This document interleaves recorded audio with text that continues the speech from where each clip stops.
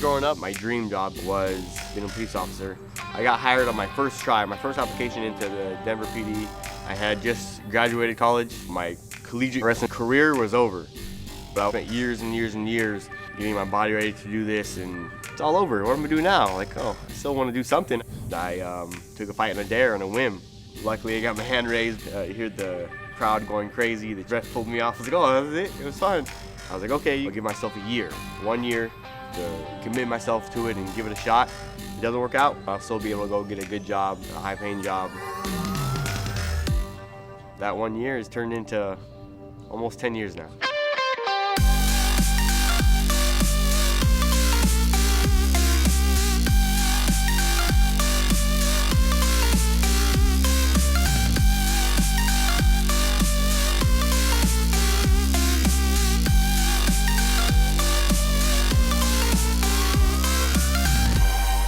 The MMA Lab was originally started by a guy named Jason Beck.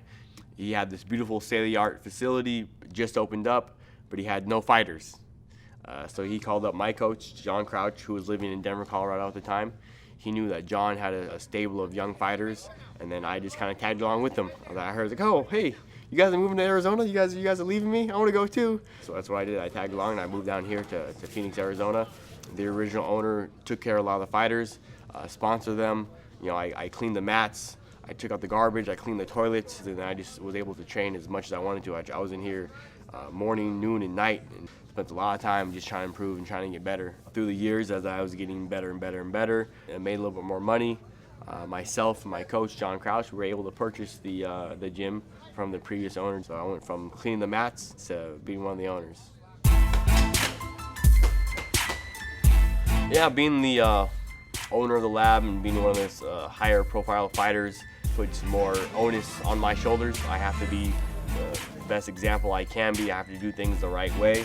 Living the example, because it's too easy to talk. People say, oh, you should do this, you should do that, you should do this.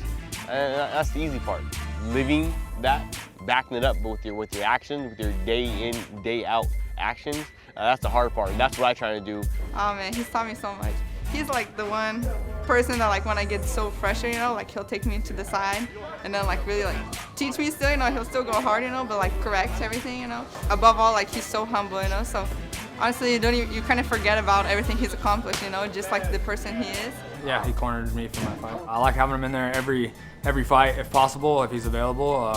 It's also just a confidence booster having him there. The work I've done in camp and him there with me, it just brings it all together for me.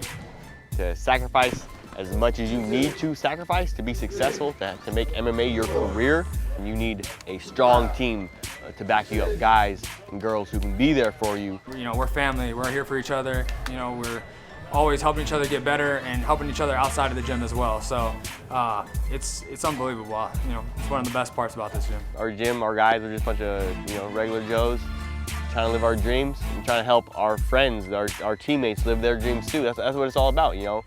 So I think we have something special here at the MMA Lab. We're gonna keep on growing, keep on getting better. I'm gonna keep on getting better.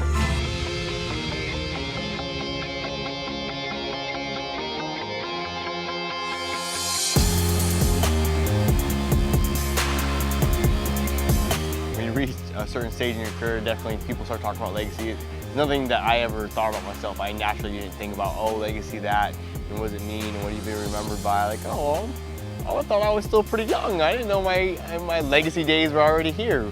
The only thing I can come to is making sure I win my next fight. That's what it all boils down to. If you want to consider any of that, you want more money, win your next fight. You want the belt around your waist, guess what? You gotta win your next fight. You want a big old legacy, you want to be known as this and be remembered forever for this, guess what? You gotta win your next fight.